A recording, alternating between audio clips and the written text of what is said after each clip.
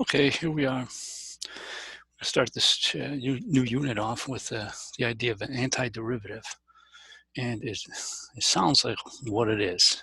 It is, in a sense, the opposite of a derivative. And here we have a definition. Function is an antiderivative of f on this interval I if f prime, the derivative of big F, equals f of x for all x in the interval I. So let's take an example, show you how this works. It says find an antiderivative for this function. Well, really what they're asking you to do is just find some function whose derivative is equal to x squared. Well, you could start just by using your experience. You might start with something with an x cubed, because you know that when you differentiate x cubed, you bring the 3 down and you lower it to a second power. So you would have the power correct. Okay, in other words, you'd have x squared, which is what it should be, but you'd have a 3 in the front. So in order to compensate for that, we'll divide by that 3.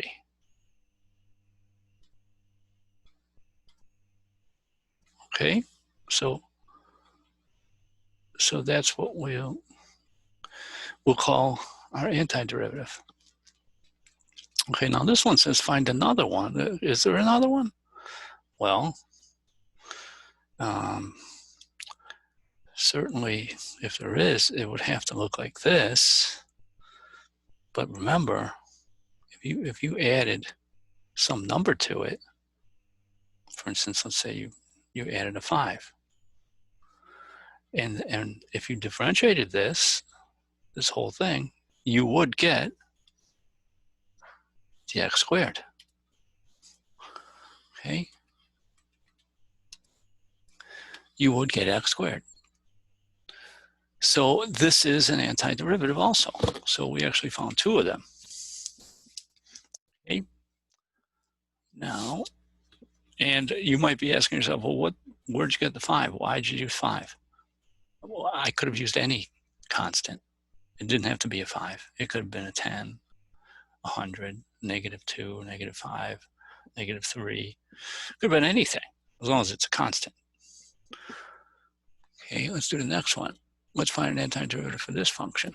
Well, just using our backwards thinking, we might say that we could start with, for the 4, I might start with a 4x, because experience tells me differentiating a 4x gives me a 4. Okay, now for the sine x, I would be thinking about a cosine to handle that term, but it would have to be a negative, since the derivative of cosine is actually a negative sign. So I'd have to put an extra negative in front to compensate. And now this antiderivative would, this is an antiderivative of this function here. And of course, you could add a constant to it also if you wanted. You might argue, well, can I add a 1? Sure, you can add a 1. Okay, you can add anything you want. Okay, let's look at one more general property here. We've seen this, how these constants turn up. It turns out that if you have 2 antiderivatives, another way of stating this is that if you have 2 antiderivatives, then they differ only by a constant. That's what it says. They can differ by at most a constant. So that means that they are essentially the same, except one might have a constant that's different from the other. That's the only difference. Otherwise, they would actually be the same function. Okay, so this is the way that that's stated. Okay, so also we have some notation here, which we'll use in the future. This is kind of like an operation. that we're doing here, finding antiderivatives, it's an operation. And we need a symbol for it. So this is going to be the new symbol for that operation. This little symbol here in conjunction with this one. The function we're finding the antiderivative for is inside. And that is, the inside is called the integrand. Okay. C is the constant of integration.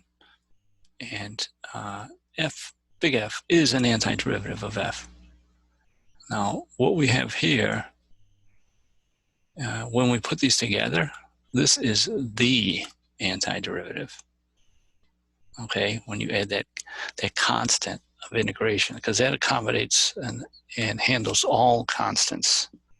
It says that whatever the constant is, it's arbitrary, but there it is, and that completes it. So this is the antiderivative, the most general one you could state for this function. Okay, the antiderivative. Okay, so a couple other things with the vocabulary. This process of finding these antiderivatives is called antidifferentiation, sometimes also known as indefinite integration. Okay, so a couple different terms there for this process. And you might already be thinking that this integration is can be thought of as the inverse of differentiation, since it sort of undoes differentiation to a function. Okay, and here's some more, a little bit more on the notation. We have this statement. If you integrate a derivative, then you'll get back to the original function. Okay, if you start with an antiderivative, you find this integral to be this. Then if you were to differentiate this antiderivative, if you were to differentiate it, you would get back to f of x. Okay, so it's kind of like you see the nature of that inverse, the operations happening here along with this. That's part of it. But you see that happening. It undoes what the differentiation undoes what the antidifferentiation achieves.